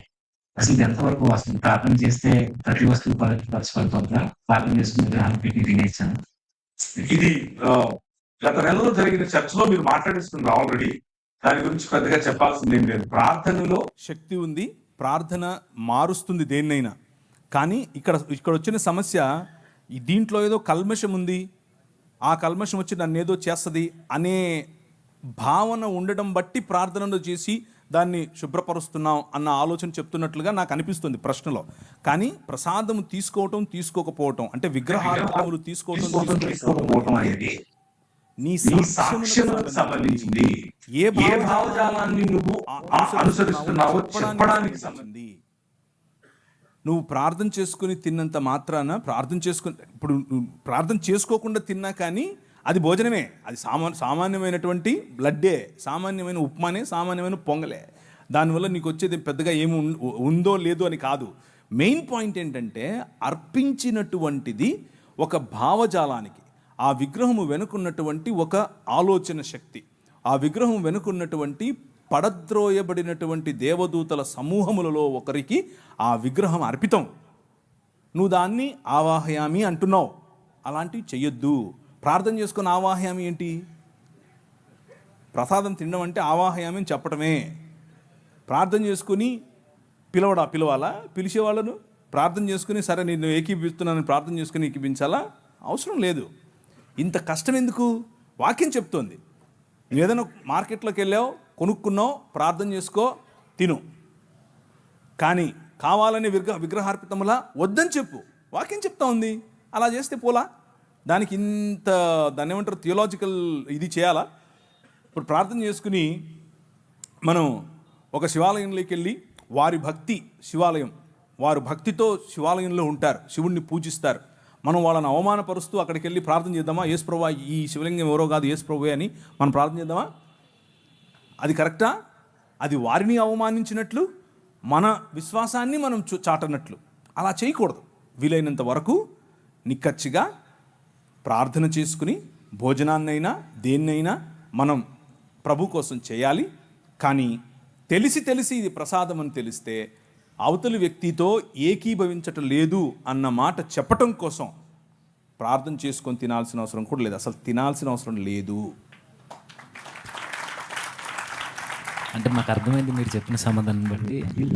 ఎప్పుడు తినకూడదు, ఎక్కడ తినకూడదు, ఎలాగో తినకూడదు. Okay, thank you. అంటే ఎవరు కూడా ఓకే సార్, అవసరం లేదు అసలు లేదు. మనకు థ్యాంక్ యూ సార్. తెలిసి తెలిసి కావాలి అదొకటి ఒకటి యాడ్ చేయాలి. అయితే ఓకే అయితే సార్, ఒకసారి మరి ఇదే ఇదే విషయం విషయం ఆ రోజు మీరు డిబేట్లో ఎందుకు ప్రస్తావించలేదు? నేను నేను వచ్చిన వచ్చినందుకు కాదు అంటే ఒకవేళ మీకు అది పిలవని పిలవంటారు. నేను వచ్చినందుకు కాదు, నన్ను ఎందుకు పిలిచే మీరు? అదే అదే అదే చేసిపోయాను. మీరు నన్ను ఇప్పుడు నేను వచ్చినప్పుడు మీ opinion చెప్పండి అంటే చెప్పేవాడిని. మీరేమో బాండ్ పేపర్లు పట్టుకొచ్చి సైన్ పెట్టించుకుంటారు నాతో. వీళ్ళండి సామాన్యులు కాదు వీళ్ళు. ఆ కోర్టు రూమ్లో నేను కూర్చోబెట్టినట్టు బాండ్ పేపర్లు పట్టుకొచ్చారు, సైన్ పెట్టించారు నాతో. అమ్మో మామూలు వాళ్ళు కాదు వీళ్ళు. సరే అని చెప్పి సైన్ పెట్టి నేను గమ్మున నవ్వుకుంటూ అందరినీ సెట్ చేసుకుని వెళ్ళిపోయాను నా పని చేసుకుని. నేను మీరు పిలిచిందే చేశాను. ఇప్పుడు పిలిచింది దేనికి? డైరెక్ట్ మిమ్మల్ని అప్పుడు చేతులా అవును సార్. అయితే ఆ బాండ్ పేపర్ తీసుకొచ్చింది మేం కాదు సార్, అటు నుంచి వచ్చాయి. నాకేం తెలుసండి అది నువ్వు తెచ్చావా ఎవరు తెచ్చారు నాకేంటి? ఆడ ఆడ ఉందా లేదా అక్కడికి వచ్చే వరకు కూడా తెలియదు సార్ బాండ్ పేపర్లు ఉన్నాయన్న సంగతి. అది నాకు ఒకవేళ ఒకటి సార్, నేనేం మాట్లాడాలి? ఒకటి సార్, ఒకవేళ నేనేం మీకు మాట్లాడలేదు ఇప్పుడు. ఆ రోజు మీకు అవకాశం ఉంటే ఇదే విషయాన్ని 100% నిర్మోహమాటంగా చెప్తాను. ఎక్కడైనా చెప్తాను, ఎప్పుడైనా చెప్తాను. అది కావాలి సార్, నిర్మోహమాటంగా చెప్తాను. అది ఇప్పుడు కాదు, ఇప్పుడు కాదు, ఎప్పుడైనా చెప్తాను, చెప్తూనే వస్తున్నాను. అది నాకు ఏమాత్రం ఇబ్బంది లేదు ఆ విషయంలో. ఇది నా స్టాండ్ పాయింట్. సరే సార్. డిబేట్ని బట్టి ఇప్పుడు మిమ్మల్ని డైరెక్ట్గా అడుగుతున్నా సార్, అసలు పబ్లిక్ మీరు ఏ క్లారిటీ ఇవ్వాలనుకుంటున్నారు ఆ డిబేట్ విషయంలో, ఆ జరిగిన డిబేట్ విషయం? No comments. ఏం మాట్లాడకూడదని మీరు సైన్ పెట్టించుకున్నారు నాతో. వీళ్ళు సైన్ పెట్టించుకున్నారండి బాబు. ఇది అయిపోయిన తర్వాత ఏం మాట్లాడకూడదని సైన్ పెట్టించుకున్నారు. ఇప్పుడు మళ్ళీ అడుగుతావేంటి? No comments. సైన్ పెట్టించుకున్నది వాళ్ళు సార్, మాకు సంబంధం లేదు ఆ విషయం. ఇప్పుడు అడిగేది నేను సార్, అయినా మీరు పెట్టలేదు. నేను పెట్టలేదులేండి, నేను పెట్టలేదులేండి. కానీ ఇప్పుడు మీరు అడిగేది ఏంటి? ఏం లేదు సార్, ఇప్పుడు మీరు అంత పెద్ద వ్యక్తి, మీరు వచ్చి కనీసం మీ వాయిస్ ఏం వినిపించలేదు కదా, ఇప్పుడైనా మీ వాయిస్ పబ్లిక్. ఇప్పుడు చెప్పాను కదా, నా వాయిస్ చాలా క్లియర్గా, పెద్ద వ్యక్తిని కాదు నేను. ఫస్ట్ విషయం అది కట్. రెండు అంటే వయసులో పెద్ద అంటున్నావా, ముసలోడు అంటున్నావా నన్ను? ఇప్పుడే అయ్యగారితో ఆశీర్వాదం తీసుకున్నాను. అయ్యా మీలాగా నేను 90 ఏళ్ళు బతకాలి అని ఆశీర్వాదం చేయండి. ఇచ్చారు కదా తల మీద చేయబెట్టి. సో నా స్టాండ్ ఇదే, విగ్రహార్పితములు తినద్దు, విగ్రహార్పితములలో ఉన్న పాటలు పాడొద్దు, విగ్రహార్పితములైన నాట్యం చేయొద్దు, విగ్రహార్పితములైన కులం పాటించొద్దు, విగ్రహార్పితమైన మతం వద్దు, విగ్రహార్పితంగా ఉండేటటువంటి ఉద్యోగం చేయొద్దు, విగ్రహార్పితంగా ఉండేటటువంటి దాసోహం చేయొద్దు. ఎవరికి? మన రాజు యేసే. Jesus is the king of all. మధ్యలో ఏ విగ్రహం లేదు. ఇంకా గట్టిగా చెప్పాలా? లేదు సార్, ఇంతకన్నా ఏమవుతుందన్నా, మీ నుంచి ఇదే కోరుకున్నాం మేము. ఎందుకంటే మీలాంటి వారు మాట్లాడితే ఈ క్రిస్టియన్ సొసైటీకి ఒక చక్కని సమాధానం దొరుకుతుందని మీరు మాకు ఇచ్చిన స్వేచ్ఛలో నేను ఈ మాట్లాడడం జరిగింది. ఇంకొక విషయం ఏంటంటే, యాక్చువల్గా క్రిస్టియన్స్కు ఈ క్లారిటీ ముందు నుంచి ఉంది.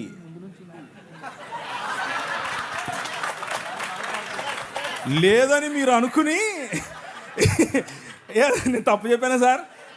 ముందు నుంచి ఉంది, ఇది అందరికీ తెలిసింది. లేదు అని మీరు అనుకుని దాని మీద చర్చ చేసి మళ్ళా ఉందని తెలిసి మళ్ళా లేదని చెప్పి ఇప్పుడు నాతో చెప్పిస్తున్నారు. మీరు చెప్పండి, తినచ్చా తినద్దా? తెలుసా వాళ్ళకు? మళ్ళీ మీరు క్రిస్టియానిటీలో క్లారిటీ ఇవ్వాల్సిన అవసరం ఈ విషయానికి లేనే లేదు.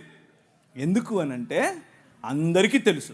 కానీ వాళ్ళ స్ట్రగుల్ ఏంటంటే, యాక్చువల్ ప్రశ్న ఏంటంటే, నాకు తినాలని లేదు కానీ ఎలా నేను అవతలి వాడికి చెప్పాలి, ఎలా అవతలి వ్యక్తిని నేను పోగొట్టుకోకుండా ఆ వ్యక్తితో స్నేహం కంటిన్యూ చేస్తూ ఇది తినకుండా ఉండాలి, ఎలా సాధ్యపడుతుంది అనేదే కన్ఫ్యూజన్. తినకూడదు అనేది తెలీదా మనకు? అందరికీ తెలుసు. సో పద్ధతి ఎలా అనేది నేను మీకు క్లారిటీ ఇచ్చాను. మనిషిని పోగొట్టుకోవద్దు, స్నేహాన్ని పోగొట్టుకోవద్దు, కానీ సున్నితంగా ఇది ఇంకా కాదండి, నా భావజాలంలో నేను నమ్ముతున్నటువంటి దేవుడు నా నిష్టలో ఇది చెయ్యొద్దని చెప్పాడు అని చెప్పటమే. ఓకే అన్న, థ్యాంక్ యూ అన్న. అయితే పబ్లిక్కి చిన్న క్లారిటీ, అసలు బాండ్ పేపర్ల గురించి మాకు తెలియదు అక్కడ వరకు వచ్చేంత వరకు. ఆ 100 నోట్స్ వచ్చి అక్కడికి వచ్చిన తర్వాత ఈ షరతులు ఉన్నాయని అక్కడ సైన్ పెట్టేంత వరకు కూడా మాకు తెలియదు. ఇది మా తరపు నుంచి మీకు ఇవ్వాల్సిన క్లారిటీ అన్నకు కూడా. ఎందుకంటే ఈ విషయంలో మాకు అన్నీ తెలిసే జరిగాయని అనుకుంటున్నారు కానీ నేనైతే అలాగే అనుకుంటున్నాను. లేదన్నా, ఈ విషయంలో మాకు అసలు సైన్ పెట్టించేద్దాం వచ్చారు వీళ్ళు. లేదన్నా, అక్కడికి వచ్చేంత వరకు మాకు కూడా ఈ విషయం తెలియదు, బాండ్ పేపర్స్ ఉన్నాయన్న విషయం. అయితే నిజానికి మొదట్లోనే మీరు ఎందుకు రావాలని అనుకున్నామంటే మిమ్మల్ని పిలవడానికి ముఖ్య ఉద్దేశం కూడా అదే అన్న. మీ నుంచి పబ్లిక్ ఒక వాయిస్ వెళ్ళాలని, మీ నుంచి వెళ్తే అది క్రిస్టియన్ సొసైటీలో కొంచెం బలంగా దాన్ని ముద్రించిన వారం అవుతామని ప్రత్యేకంగా మిమ్మల్ని ఎన్నుకోవడం జరిగిందన్న, మిమ్మల్ని ఫాలో అవుతూ. సరేనా, చాలా చక్కని సమాధానాన్ని మాకు అందించారు. Thank you brother. అయితే ఇంకా కొన్ని ప్రశ్నలు ఉన్నాయన్న. ఆ ప్రశ్న ఏంటంటే ఇప్పుడు కింద నుండి వచ్చిందన్న మాకు. ఇప్పుడు కొంతమంది క్రైస్తవేత్తరులు క్రిస్టియానిటీని తప్పుపడుతూ బైబిల్కి భౌగోళికమైన ఆధారాలు లేవనుకుంటూ మా మత గ్రంథాల్లో మా దేవుళ్ళు సంచరించిన భూభాగాలు ఉన్నాయి, వారు సంచరించిన ప్రాంతాలు భౌగోళిక ఆధారాలు పురావస్తు ఆధారాలు అన్నీ ఉన్నాయని కొన్ని ఆధారాలను మాకు చూపిస్తున్నారు. ఏంటంటే రామసేతుకు సంబంధించిన ఆ బ్రిడ్జ్ కావచ్చు, ద్వారకాకు సంబంధించిన కావచ్చు. అసలు ఈ గాథలన్నీ నిజంగా జరిగినవేనా? ఇవి కొంతమంది పెద్దలు అన్నట్టుగా ఇవి పుక్కిటి పురాణాలు అన్నట్టుగా ఇవేనా కల్పిత కథలా? ఎంతవరకు వాస్తవం? బైబిల్కి మిగిలిన గ్రంథాలకి వ్యత్యాసం ఏంటో ఈ నిజమైన ఆధారాలు కాదన్నా తెలియజేయండి. సో వారు చెబుతున్నటువంటి పురావస్తు ఆధారాలు ఏవైతే ఉన్నాయో అవి ఏవి కూడా వారు రచించుకున్న కావ్యంలో చెప్పినటువంటి స్థలాలకు సంబంధించినవి కావు. ఉదాహరణకు రీసెంట్గా గౌరవ సుప్రీంకోర్టు వారు రామ మందిర నిర్మాణం జరిగినటువంటి చోటు అది రాముని పుట్టుకకు సంబంధించింది అన్నటువంటి ఆధారాలు లేవు అని చాలా క్లియర్గా చెప్పింది. అక్కడ రామ మందిరం ఇంతకు ముందు ఉన్నట్లుగా ఆధారం లేదు అని చాలా క్లియర్గా చెప్పింది. కానీ మనోభావాల కోసం, సొసైటీలో శాంతి భద్రతలు నెలకొల్పటం కోసం అక్కడ రామ మందిర నిర్మాణం చేయమని ఉత్తర్వులు ఇచ్చింది. సో సుప్రీంకోర్టుకే దొరకలేదు పురావస్తు ఆధారాలు. ఇంకా మీతో మాట్లాడుతున్న వాళ్ళకి ఎక్కడి నుంచి దొరికాయో మనకు తెలియదు. అది వాళ్ళు సొంతంగా వాట్సాప్ యూనివర్సిటీ అంటారు దాన్ని. అది వాట్సాప్ యూనివర్సిటీలో దొరికింది. ఇకపోతే కొన్ని విషయాలు చూద్దాం. మీరు అడిగినటువంటి బ్రిడ్జ్ ఏదైతే ఉందో దాన్ని యాడమ్స్ బ్రిడ్జ్ అంటారు. అది వానర సైన్యం నిర్మించినటువంటి వారధి కాదు, దాన్ని యాడమ్స్ బ్రిడ్జ్ అంటారు. అది న్యాచురల్గా ఫామ్ అయినటువంటి ఒక భూభాగము మాత్రమే. అయితే ఒక ప్రశ్న ఏంటి? ఆ ప్రశ్న అంటే ఒక ఆయన లంకలోకి ఎగిరి వెళ్ళిపోయాడు. వీళ్ళకి బ్రిడ్జిలు ఎందుకు కావాల్సి వచ్చాయి? వీళ్ళు ఎగరొచ్చుగా. ఇంకొక ఆయన భలే ఉంటుంది చూడండి. ఒక ఆయన ఆ రోజుల్లో విమానాలు ఉన్నాయంట, విమానం వేసుకుని పోయాడు. ఎందుకు అని అంటే ఒక ఆయన తలకాయ కింద పెట్టి పైన కాళ్ళు పెట్టి తపస్సు చేస్తున్నాడు, అంటే ప్రార్థన చేస్తున్నాడు. తపస్సు, ప్రార్థన, భగవన్ నామ స్మరణం చేస్తున్నాడు. ఈయన వెళ్ళాడు,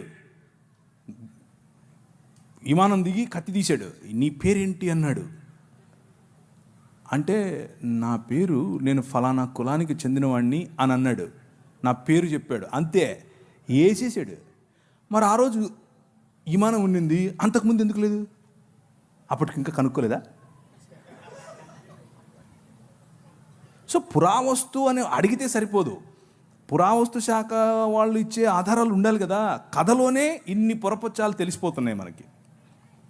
విమానం ముందు, ఇప్పుడు అక్కడ యుద్ధం అంతా అయిపోయిన తర్వాత వారధి మీద వచ్చారా? లేదు, విమానంలోనే వచ్చారు, పుష్పక విమానంలో వచ్చారు. అంతకుముందు ఎందుకు లేదు అది? ఇట్లాంటి ప్రశ్నలు చాలా అవుతాయండి ఇంకా. సో అదే వారధి అవసరం లేదు. ఈ మాటలు ఏవైతే చెప్తున్నారో ఇవి తరువాత లేటరల్ డెవలప్మెంట్స్ అంటారు వీటిని. అంటే తరువాత డెవలప్ చేసుకున్నటువంటి ఆధారాలు, తరువాత డెవలప్ చేసుకున్నటువంటి కాన్సెప్ట్స్. సో అవి నాకు అర్థమైనంతలో, నేను రికార్డెడ్గా చెప్తున్నాను, నేను చదివినంతలో పుల్లెల రామకృష్ణుడు గారు రాసినటువంటి, వారు తర్జుమా చేసినటువంటి వాల్మీకి రామాయణం నేను చదివాను. అది కూడా దేనికి చదివాను అంటే, మన హిందూ మిత్రులు కొంతమంది వారు వేసే ప్రశ్నలకు సమాధానం చెప్పడం కోసం అదే పనిగా కూర్చొని అన్ని కాండాలు క్షుణ్ణంగా అర్థం చేసుకుంటూ లైన్ బై లైన్ అండర్లైన్ చేసుకుంటూ చదివాను. కానీ అందులో వారు ప్రస్తావించినటువంటి స్థలాలు కానీ, వారు ప్రస్తావించినటువంటి మనుషులు కానీ, వారు ప్రస్తావించినటువంటి కోటలు కానీ, వారు ప్రస్తావించినటువంటి భారతంలో కూడా వారు ప్రస్తావించినటువంటి ఇళ్ళు కానీ ఏదీ ఇప్పుడు మనకు లభ్యంగా లేదు, ఏదీ మనకు అందుబాటులో లేదు. ఒకవేళ ఉంటే ఆర్కియాలజికల్ సొసైటీ ఆఫ్ ఇండియా అని ఒక వెబ్సైట్ ఉంది. అది భారతదేశ పన్ను, మనమందరం పన్ను కడతాం, భారతదేశ గవర్నమెంట్ వాళ్ళు ఆ వెబ్సైట్ పెట్టారు. అందులో తప్పకుండా ఉంటుంది. లేదు, బౌద్ధానికి ఉంది, జైనానికి ఉంది, క్రైస్తవానికి ఉంది. అశోకుడు జీవించిన కాలంలో శిలాఫలకాలు పెట్టాడు. అందులో అరమైక్ భాష ఉంది, అందులో తమిళ భాష ఉంది, అందులో పాలి ధమ్మలిపి ఉంది. సంస్కృతం లేదు, హిందీ లేదు, ఏం లేదు. సో ఇది ఈ పురావస్తు శాఖకు సంబంధించినటువంటి ఆధారాలు, ఉదాహరణకు లిపి, ఉదాహరణకు శిల, ఉదాహరణకు శిలా శాసనములు, ఉదాహరణకు మందిరములు, ఇలాంటివేవి కూడా వాళ్ళు చెప్తున్నట్లుగా లక్షల సంవత్సరాల క్రితం ఉన్నాయి, ఏమీ లేవు. అదంతా బూటకం. కొద్దిగా ఎప్పటి నుంచి మొదలైంది ఈ ఆధారాలు దొరకటం అనంటే, క్రీస్తు శకం 2 AD తర్వాతనే దొరికాయి. 2 AD తర్వాత, దానికి ముందు క్రీస్తు పూర్వం ఎటువంటి ఆధారాలు కూడా వీరు చెప్తున్నటువంటి వాటికి దొరకలేదు. రాతపూర్వకంగా లేదు, సంస్కృతపూర్వకంగా లేదు, లిపిపూర్వకంగా లేదు, పుస్తకపూర్వకంగా లేదు, ఏదీ లేదు. క్రీస్తు పూర్వం ఉన్నటువంటి ఆలయాలు అన్నీ కూడా బౌద్ధానికి చెందినవే. సో పుష్యమిత్ర శుంగుడు తన జీవిత చరిత్రను రాముడి జీవిత చరిత్రగా రాయించాడు అన్నది ఒక థియరీ ఉంది. అది కూడా అయ్యుండే అవకాశం ఉంది అని అంటున్నారు. అంతేగాని కొత్తగా ఇప్పుడు వచ్చి అప్పుడెప్పుడో లక్షల సంవత్సరాల క్రితం నుంచి మేము ఉన్నాం అని అంటే, దానికి పురావస్తు శాఖకు సంబంధించినటువంటి ఆధారాలు లేవు. సింపుల్ కాన్సెప్ట్ అర్థం చేసుకోండి. మనిషి వనవాసిగా ఉండి, ఆ తర్వాత మెల్లిమెల్లిగా రాతి యుగం, ఆ తర్వాత మెల్లిమెల్లిగా లోహయుగం, అంటే మెటల్ ఉపయోగించిన యుగం. దీనికి పురావస్తు శాఖ వాళ్ళు డేట్స్ వేసి పెట్టారు, ఎప్పటి నుంచి ఎప్పటి వరకు ఈ యుగం, ఎప్పటి నుంచి ఎప్పటి వరకు ఈ యుగం అని. మెటల్ ఇన్వెంట్ చేసిన తర్వాత వచ్చినటువంటి యుగం ఏదైతే ఉందో, రాతి యుగం తరువాత, మెసొపటోమియా తరువాత ఈజిప్షియన్ సివిలైజేషన్, అంటే మోషే సమయం, ఆ సమయానికి మెటల్ డెవలప్ అయింది, ఆ సమయానికి లోహం డెవలప్ అయింది. కనుకనే రథాల యొక్క మొట్టమొదటిసారి రథాల వాడటం, మొట్టమొదటిసారి గుర్రాలు రథాలు కలిపి వాడటం ఈజిప్షియన్ సివిలైజేషన్లో మనం చూస్తాం.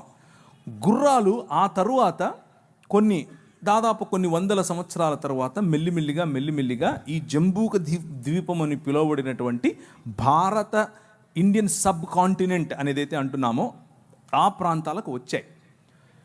గుర్రాలు వచ్చింది మోషే తరువాత యుగంలో, మోషే మరియు ఈజిప్షియన్ సివిలైజేషన్ తరువాతి కాలంలో, అంటే క్రీస్తు పూర్వం మహా అయితే 1000 సంవత్సరాలు. అప్పుడు గుర్రాలు వచ్చాయి, రథాలు వచ్చాయి. 1,00,000 ఏళ్ల క్రితం గుర్రాలు రథాలు ఎక్కడి నుంచి వస్తాయి? ఇంత చిన్న ప్రశ్న రాదా మనుషులకి? లేవు. అది మీరు అడిగిన ప్రమాణంలోనే ఆర్కియలాజికల్ సర్వే ఆఫ్ ఇండియా వాళ్ళే ఒప్పుకున్నది. అది రీసెంట్గా IIT ఖరగ్పూర్ వాళ్ళు ఇలాంటి ఒక క్యాలెండర్ సృష్టించి ప్రజల్లో ఈ సనాతన ధర్మం అనే కాన్సెప్ట్ను IIT వాళ్ళు, ఇండియన్ ఇన్స్టిట్యూట్ ఆఫ్ టెక్నాలజీ, వాళ్ళకి ఏం పని మతంతో, వాళ్ళు కూడా ఈ వాట్సాప్ యూనివర్సిటీ మొదలుపెట్టారు. వాళ్ళ కోసం మేము రెగ్యులర్గా వాళ్ళకు వినిపించాల్సినటువంటి మంత్రాలు వినిపిస్తూనే ఉన్నాం. అది కాదు, దానికి ఆధారం లేదు, ఏ ఆధారము లేదు. కానీ ఇప్పుడు మీరు అదే బైబిల్ని తీసుకోండి. వారు బైబిల్లో చెప్పిన ఇశ్రాయేలీయులు చేసిన నిర్మాణంలో భాగమైనటువంటి పిరమిడ్స్ ఉన్నాయా? ఉన్నాయి. ఇశ్రాయేలు మాట్లాడుతున్నటువంటి ప్రదేశాలు ఉన్నాయా? ఉన్నాయి. ఐగుప్తు దేశం ఉందా? ఉంది. నది ఉందా? ఉంది. యొర్దాను నది ఉందా? ఉంది. ఎర్ర సముద్రం ఉందా? ఉంది. బెత్లెహేమ్ ఉందా? ఉంది. యెరూషలేం ఉందా? ఉంది. తెలవీవ్ ఉందా? ఉంది. తూరు పట్టణం ఉందా? ఉంది. తర్షీష్ ఉందా? ఉంది. ఏది లేదు. ప్రతి ఒక్కదానికి ఎవిడెన్స్ ఉంది. ఫలానా రాజు ఫలానా సమయంలో ఫలానా చోట ఫలానా జనాభా లెక్కలేశాడు, అప్పుడు యోసేపు మరియను తీసుకెళ్ళాడు. వెళ్తే మనకు తెలీదా? కైసర్ అగస్తస్ ఏం చేశాడు, కైసర్ తిబేరియస్ ఏం చేశాడు, వాళ్ళు ఏ విధంగా జనాభా లెక్కల కోసం అందరినీ వెళ్ళమని చెప్పారు. This is all recorded, tracked. So ఆ రోజు ఉన్నటువంటి హిస్టోరియన్స్ జోసిఫస్ కావచ్చు, ప్లైనీ కావచ్చు, టాసిటస్ కావచ్చు, వాళ్ళు రాసినటువంటి లేఖలు ఈ రోజుకు మనకు అందుబాటులో ఉన్నాయి. సో ఎక్స్ట్రా బిబ్లికల్ సోర్సెస్ మనకు అందుబాటులో ఉన్నాయి. ఆ ఎక్స్ట్రా బిబ్లికల్ సోర్సెస్ ఉన్న కారణం చేత మనం బైబిల్ నమ్మక్కర్లేదు. బైబిల్కే అవన్నీ తర్వాత వచ్చి మళ్ళీ లైన్ అవ్వాలి. ఎందుకంటే Bible it self is a historical book. అందులో చరిత్ర చాలా స్పష్టంగా రాశారు. గలతీ ద్వీపం ఈ రోజుకుందా? ఉంది. స్మిర్నా ఉందా? స్మిర్నా అంటే ఈరోజు ఉన్న సిరియాలో ఉన్న ఇజ్మీర్ అనే సిటీ. ప్రతి సిటీ ఈరోజు మనం కొన్ని మునిగిపోయాయి, కానీ మెజారిటీ ఆఫ్ ప్లేసెస్ ఈ రోజుకు ఉన్నాయి. అంతటా పౌలు ఇటలీను పటాలమునకు వెళ్ళను. ఇటలీ కనిపిస్తుందా ఈరోజు? లేదా? ఎస్. ఆయన అరియపెగస్ అనేటటువంటి ఉందా? లేదా? ఈ రోజుకు ఉంది. సో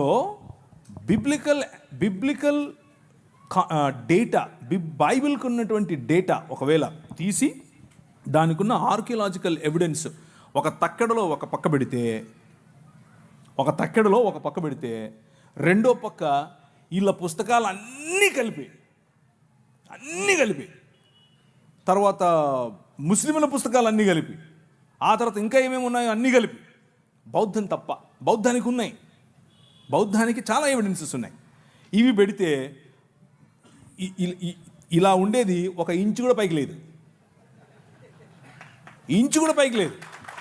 ఎందుకంటే ఏం లేదు ఇక్కడ, ఏమీ లేదు ఇక్కడ అంతా ఉంది. సో మీరు అరిస్టాటిల్ నమ్ముతారు, అరిస్టాటిల్కి ఎవిడెన్స్ లేదు. మీరు అలెగ్జాండర్ ది గ్రేట్ నమ్ముతారు, అలెగ్జాండర్ గ్రేట్ ఎవిడెన్స్ లేదు. యేసు ప్రభుకు ఎవిడెన్స్ ఉంది. అరిస్టాటిల్ పంపగా వచ్చిన దాన్ని ఏమంటారు, గ్రీక్ ప్రపంచాన్ని జయించాలనుకున్నటువంటి ఈ అలెగ్జాండర్ ది గ్రేట్ వారి పిల్లలలో ఒకడైనటువంటి ఈ శంగులు కాదు, క్షమించండి, వాళ్ళలో ఒకడైనటువంటి అశోకుడు కదా, ఆయన ఇంట్లో గ్రీక్ మాట్లాడాడు. మరి అందుకని గ్రీకులో శిలాఫలకాలు కనిపిస్తాయి మనకు భారతదేశంలో. అలాంటిది సంస్కృతంలో కనిపించాలిగా. ఒక్కట్లేదు. I'm not exaggerating. ఒక్కటి కూడా లేదు. మరి ఏదో చూపించండి ఆర్కియలాజికల్ ఎవిడెన్స్ ఎక్కడుందో. సో ఇదంతా కూడా ఆయాసం, అంతే.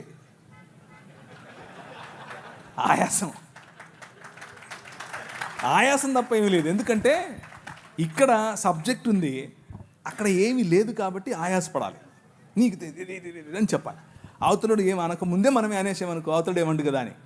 అలా ఏం కాదు, మనం ప్రశ్నిస్తూనే ఉంటాం. రైట్? ఓకేనా, థ్యాంక్ యూ అన్న. అయితే ఇప్పటివరకు మీరు చెప్పిన సమాధానం బట్టి మాకు అర్థమైంది బైబిల్ ఒక పరిశుద్ధమైన గ్రంథం అని, దీనికి చాలా ఎవిడెన్స్ ఉన్నాయని. అయితే ఎంతే పరిశుద్ధమైనది అయితే ఈ మధ్య చాలా ప్రశ్నలు మాకు వినబడుతున్నాయి.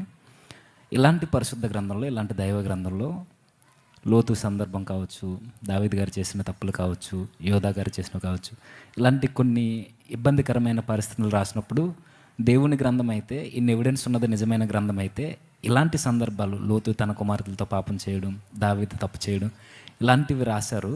ఇది ఎలా దైవ గ్రంథం అవుద్ది? మా దాంట్లో ఇలాంటివి ఏమీ లేవన్నట్టు చెప్తున్నారు. నిజానికి వారి గ్రంథాలు అలాంటివి ఏమీ లేవా? ఇక్కడ మనుషులు చేసినవి చూపిస్తూ తప్పుపడుతున్నారు దేవుని. ఓకే, బైబిల్ పరిశుద్ధ గ్రంథం కాబట్టి మనుషులు చేసిన తప్పులు కూడా చెబుతుంది. బైబిల్ పరిశుద్ధ గ్రంథం కాబట్టే ఆ పరిశుద్ధ గ్రంథానికి సంబంధించిన దేవుణ్ణి ఆరాధించేవారు వారు కూడా మనుష్యులే. ఆ మనుష్యులు చేసిన తప్పులు అందరికీ తెలియాల్సిందే. దేవుడు న్యాయ నిర్ణేతగా లోతు, తన పిల్లలు, దావీదు, అలాగే తామారు, ఇలా అందరూ వారి జీవితాల్లో చేసినటువంటి తప్పులను ఎత్తి చూపిస్తుంది. మొత్తానికి బైబిల్ ఏం చెప్తోంది అని అంటే, దేవుని రాజ్య వారసులుగా కాకుండా సొంత రాజ్య నిర్మాణాలు, సొంత ఆలోచనల్లో బ్రతికితే మనిషి ప్రతి ఒక్కడు పాపమే చేస్తున్నాడు అన్నది చెబుతుంది బైబిల్. దానికి మినహాయింపు కేవలము యేసుక్రీస్తు మాత్రమే. మళ్ళీ కొత్తగా ఒకరు వచ్చి చెప్పక్కర్లేదు మనకు, మీ దావీదు ఇలా చేశాడు, ఆడు ఇలా చేశాడు. మాకు తెలిసేది, వి నో దాట్. అది మా దేవుడే రాయించాడు కాబట్టే పరిశుద్ధమైన దేవుడు, రాయించాడు కాబట్టే పరిశుద్ధమైన పుస్తకం. కప్పిపెట్టుంటే ఆయన పరిశుద్ధమైన దేవుడు ఎలా అవుతాడు? కప్పిపెట్టుంటే అది పరిశుద్ధమైన పుస్తకం ఎలా అవుతుంది? అది కేవలము ఒక అజెండాతో వచ్చిన పుస్తకం అవుతుంది. కానీ అవతలి వారు అలా కాదు. అవతలి వారి పరిస్థితి అది కాదు. అవతలి వారి పరిస్థితి ఏమిటి అని అంటే, ఎవరైతే దేవుళ్ళుగా, ఎవరైతే దేవతలుగా తమను తాము ఆ పుస్తకాలలో ప్రకటించుకున్నారో వారు మిగిలిన వారిని మోసముతోనూ, సెక్షువల్ అల్యూర్మెంట్ అంటే లైంగిక ఆకర్షణతోనూ, వయలెన్స్తోనూ, రేప్తోనూ, స్వయంగా పిల్లలను సొంత పిల్లలతో శారీరకేచ్ఛలు తీర్చుకోవటంతోనూ దేవుళ్ళు ఆ పని చేసినట్లుగా వారి పుస్తకాలు చెప్తున్నాయి. సో బైబిల్కు మిగిలిన పుస్తకాలకు ఉన్న తేడా ఏమిటి అని అంటే, బైబిల్ మనుష్యులు చేసిన తప్పులను ఎత్తి చూపిస్తుంది, కానీ దేవుడు ఆ చేసిన తప్పులను సమర్థించకుండా వారిని సరైన మార్గంలో పెట్టడం కోసం తన కుమారుడైనటువంటి యేసుక్రీస్తును పంపాడు. కానీ మిగిలిన పుస్తకాలు అలా కాదు. మిగిలిన పుస్తకాలు ఆ దేవుళ్ళు చేసేది ఒక పెద్ద ఘనకార్యం అన్నట్లు. ఒక ఆయన 16,000 మంది అయితే, ఇంకొక ఆయన 3 అంటే, ఇంకొక ఆయన 10 మంది అంటే, ఇంకొక ఆమె 5 మంది మొగుళ్ళు వేసుకుంటే ఇవన్నీ తిరుగుతూ ఉంటారు. ఇది అప్రూవ్డ్ బై గాడ్. వాళ్ళకి ఇది సనాతన ధర్మం అంటే ఇదే అని చెప్తారు. అది సమస్య. అక్కడికి ఇక్కడికి తేడా కనిపిస్తుందా? ఇది తప్పు అని బైబిల్ చెప్తోంది, అలా చెయ్యొద్దు అని బైబిల్ చెప్తోంది. సనాతన ధర్మం అంటేనే ఇది అని ఇది చెప్తోంది. ఉదాహరణకు ఒక ఆయన ఉంటాడు, ఆయన వాళ్ళ అమ్మగారు ప్రెగ్నెంట్. వాళ్ళ అమ్మగారు ఇంట్లో ఉంటారు, వాళ్ళ నాన్నగారు కూడా ఉంటారు. ఏదో చక్కగా మంచి మురిపెం మంచి ఫ్యామిలీ. అలా ఉంటే ఇది ఎక్కడి నుంచి తీసుకొని చెప్తున్నానంటే మహాభారతం నుంచి తీసుకొని చెప్తున్నాను. యుధిష్ఠిరుడు అంటే ధర్మరాజు చెప్పినటువంటి స్టోరీ. ధర్మరాజుకు మరియు గంగాపుత్రుడైనటువంటి భీష్మాచారికి మధ్య జరుగుతున్నటువంటి కాన్వర్జేషన్. అందులో నారద ముని గారు కూడా ఉన్నారు. వాళ్ళ మధ్యలో జరుగుతున్నటువంటి కాన్వర్జేషన్ ఏంటి? కాన్వర్జేషన్ అంటే, ఒకసారి ఒక ముని వాళ్ళ ఇంట్లోకి వస్తాడు, చకా వస్తాడు. వచ్చి వాళ్ళ అమ్మ అక్కడ ఉంటుంది, పోయి చేయి పట్టుకుని పదాపదవరా అంటాడు. ఈ నుండి ఏంటి ఏంటి ఏంటి ఏంటి ఏంటి అయిపోతుంది నానా, ఆయన ఆపు అంటే, ఆపకూడదు నాయన అన్నాడు. ఏంటి నాన్న, మా అమ్మని తీసుకెళ్ళిపోతున్నాడు ఆయన అని అంటే, ఇథ ధర్మ సనాతన అన్నాడు. ఏంటి ఇదే సనాతన ధర్మం అంటే అని చెప్పాడు. ఏమని? బ్రాహ్మణుడు వచ్చి నీ భార్యను చేయి పట్టుకొని తీసుకెళ్తే నువ్వు ఆపొద్దు, ఆయన వెళ్ళిపోవాలంతే, అదే సనాతన ధర్మం అని చెప్పాడు ఆయన.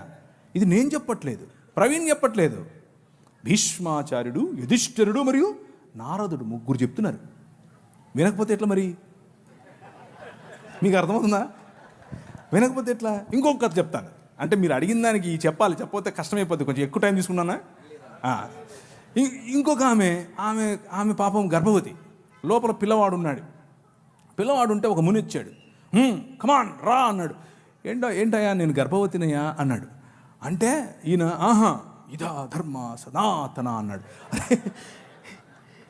సరే కానీ అంటే ఆమెతో, ఆ గర్భవతితో ఆయన లైంగిక క్రియ చేస్తూ ఉన్నప్పుడు లోపల నుంచి బిడ్డ రిసాడంట. ఒరే టైం లేదు, ప్లేస్ లేదు, పో అంటున్నాడు. ఈడ ప్లేస్ లేదు, నువ్వు రావడానికి వీల్లేదు, వెళ్ళిపో అని అడుగుతున్నావు లోపల నుంచి. ఏమి రాశారా పుస్తకాలు మీరు?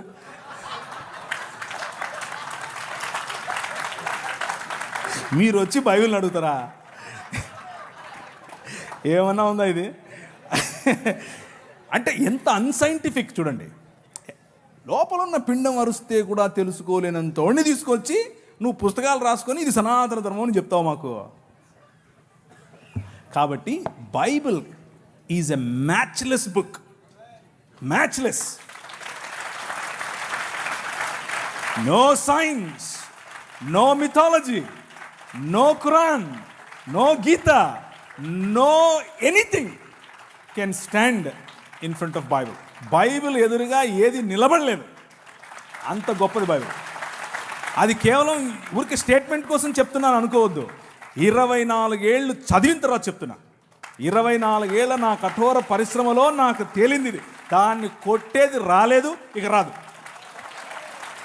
అది బైబిల్.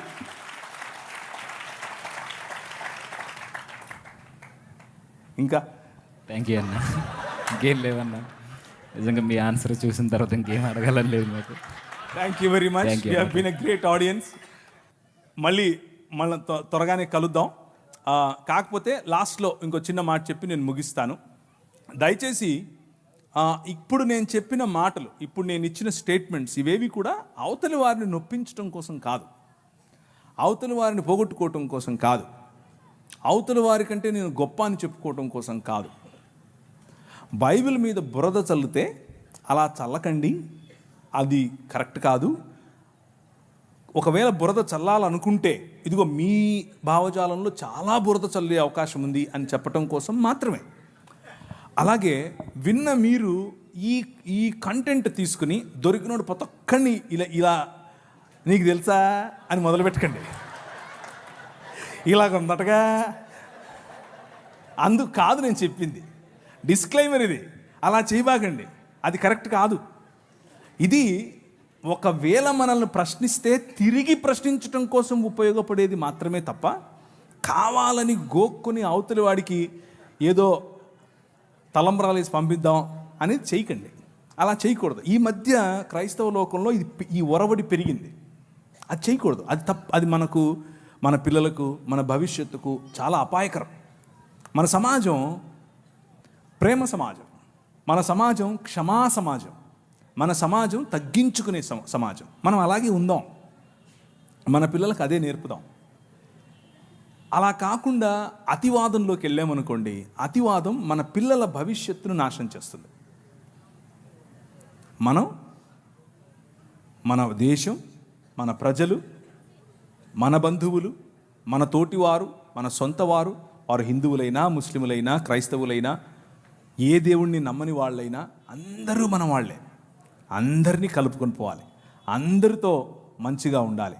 కాదు కూడదు అని కొద్దిగా వాళ్ళు అతిగా మాట్లాడితే వాళ్ళకి మంచి భోజనం చాలా నవ్వుతూనే పెట్టాలి, చక్కగా వడ్డించి పంపించాలి. Okay, thank you.